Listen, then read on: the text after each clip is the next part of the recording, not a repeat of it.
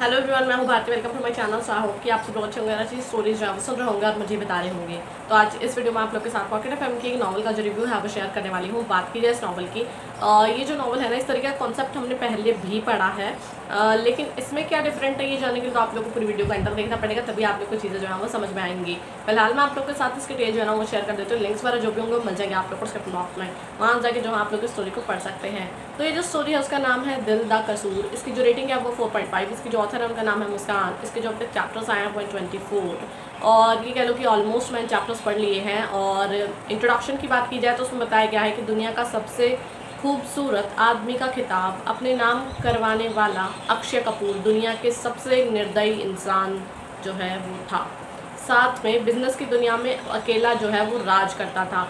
कोई ऐसा नहीं था जो उसे टक्कर दे पाए। पर बनारस से मुंबई लौटते समय अक्षय वहाँ मीरा से जो है वो शादी कर लेता है और मीरा को वहीं छोड़ अकेले जो है वो मुंबई लौटता है। वहीं मासूम सी मीरा पीछे छूट इंतज़ार करती हैं अक्षय के लौटने का। हाँ, ये लिखा है इन्होंने। आखिर क्यों छोड़ा अक्षय ने मीरा को शादी के बाद? क्यों शादी की ये तो देखो मैं नहीं बताऊंगी, आप लोग खुद जैसे जैसे कहानी को पढ़ोगे ये चीज़ आप लोग को क्लियर हो जाएगी। क्योंकि ये एक मेन जो है वो ट्विस्ट कह लो या फिर एक मेन हिस्सा कह लो कहानी का, है ना।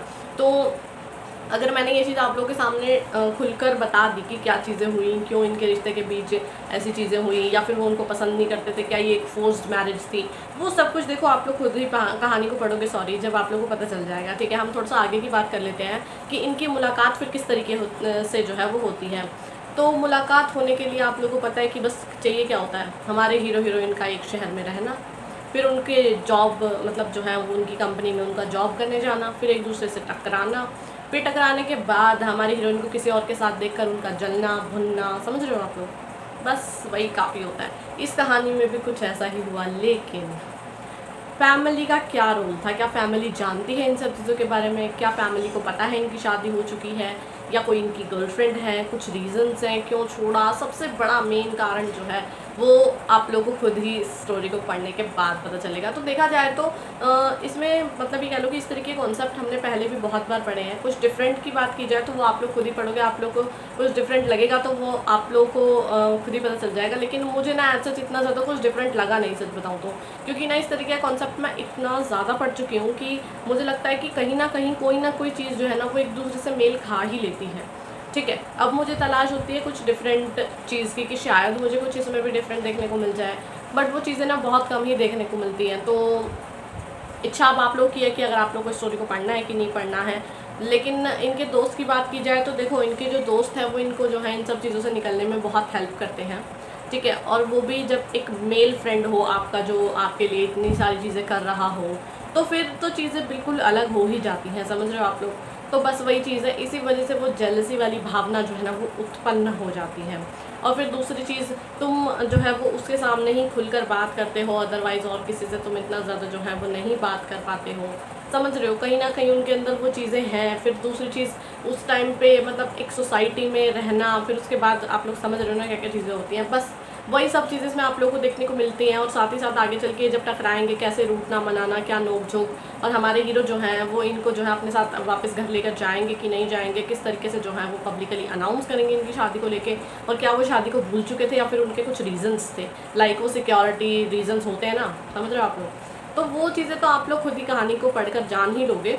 तो इससे ज़्यादा तो मैं इस कहानी के बारे में क्या ही कहूँ, क्योंकि इसके ना अभी ज़्यादा चैप्टर्स नहीं है और मैंने ज़्यादा डिटेल में बात की तो फिर कहीं ऐसा ना हो कि मैं आप लोग के सामने पूरी कहानी खोल कर ना रख दूँ, है ना।